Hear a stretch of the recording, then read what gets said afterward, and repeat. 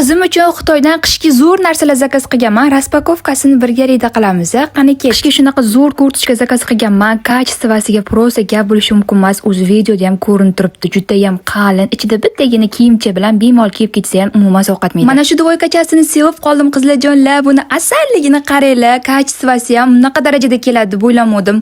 Matolari shunaqa yumshoq, momiqqina, qizimning ustida asal bo'lib turganini qaranglar. Mana shu ayiqchali dvoykasini o'zimizda 200 ming sotishyapti. Ammo kargosi bilan Xitoydan 60 ming so'mga zakaz qildim. Qoyilmisizlar? Mana bu shapchikasiga prosta o'lib qoldim. Qizimda ham shunaqa asal bo'lib turdi.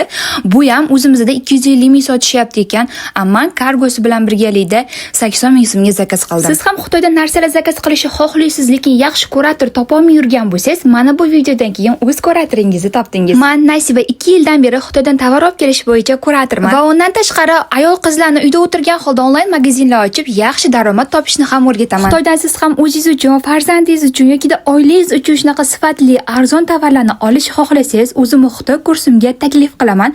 Kursga yozilish uchun mana shu nomerlarimda Telegramim bor, Telegramdan hozir shunaqa aqllilar ham chiqadi. Programma nomini aytsangiz o'zimiz o'rganib olamiz. Shuni ham o'rgatish shartmi deb. Agar shunchalik oson bo'lganda, men kurs ochib o'rgatib o'tirgan bo'lmasdim. Qizlarjonlar, bu kursni o'qiganingizga umuman afsuslanmaysizlar. Sizlarni Xitoy kursimda kutib qolaman.